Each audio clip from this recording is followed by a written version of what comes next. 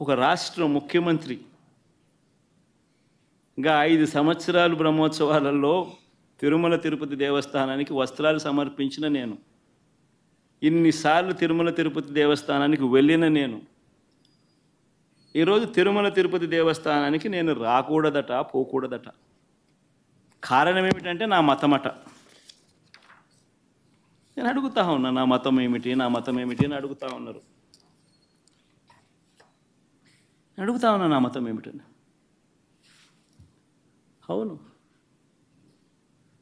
4 గోడల మధ్య నేను బైబిల్ చదువుతాను, తప్పేముంది?